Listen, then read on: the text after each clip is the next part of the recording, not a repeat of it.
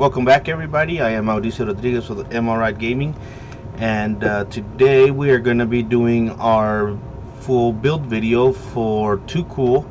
We were able to finish it and get it up and running with no issues, as you can see in the background right there.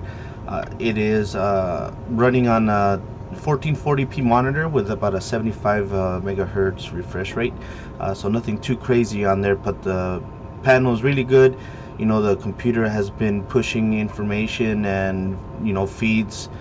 Did a couple games of CS:GO on it, and it just did very good when it comes to what it's supposed to do.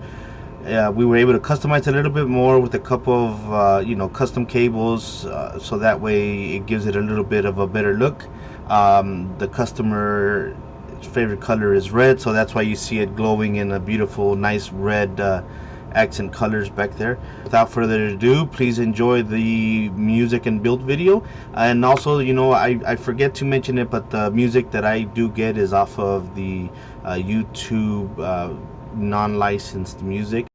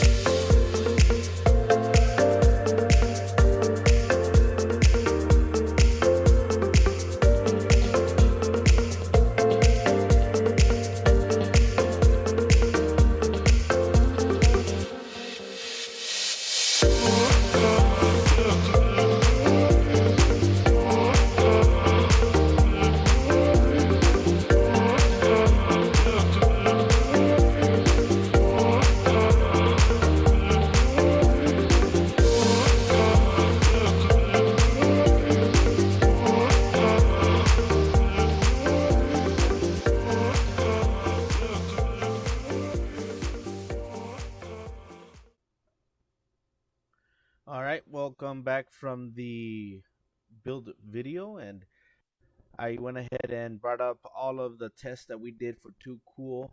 So I go and I use 3D Mark that you can get off of Steam. Anybody can purchase this from there to check it out for their computer and see how they do. So the main test that I did was Time Spy, Port Royal, as you can see right here. The Port Royal stress test, it passed. We could look at the details for that one. So ultimately, it got a frames per second stability of 99.7, and it ran 20 loops in that test. So really good. The temperatures of it were, it stayed at about 68 degrees C. So really happy with that cooler. It does what it's supposed to do. Air cooling is a great viable option for any type of gaming computer, as long as it's in the appropriate case. Fans are put correctly. But as you can see here, this air-cooled 10700 K did exceptionally well with that master cooler, cooler that has installed. Memory card frequency was around 1901 megahertz, or I'm sorry, the average clock was 1901. The frequency was 1750, and then you could see here the TDP was 65 watts for that 10700, and of course, Windows 10 64-bit is what I'm using on that one. And then here you could see the two modules of the Corsair DDR4 were running at 3000 megahertz, so XMP was activated for these tests. So from there, we could go ahead and go back to the benchmarks. Oh, wrong one.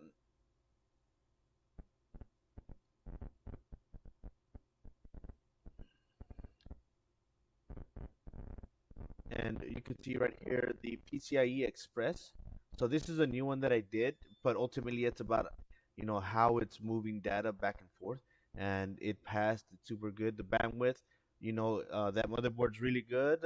We were running at 12.27 gigabits per second of speed, so that everything was moving fast. That's gonna help with your response time in your games. How fast you could do things. So really good speeds on that motherboard, and the components that are within the uh, computer to make it run and do what it's supposed to. So really happy with that result on that one as well. And then you can see the regular Port Royal and Time Spy just to see how it does on the tests. In the video you saw a quick video of it running the Time Spy. Here you could see the details for it. This computer better than 91% than a lot of high-end computers from 2020. And I think I shared this one before, but a high-end gaming PC from 2020 was a Intel Core i9 9900K processor with a RTX 2080, excuse me. This computer, again, you could see 10700 processor, RTX 3060 Ti.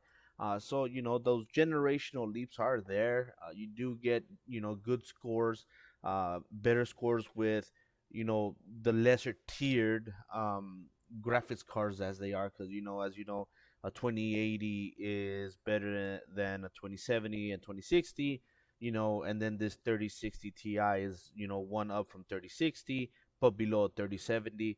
But here, this one's able to hang in there with a 2080 Ti from 2020, so it's really good. That just shows the quality of the products that this computer has, and that it's going to be able to last the user for quite some time.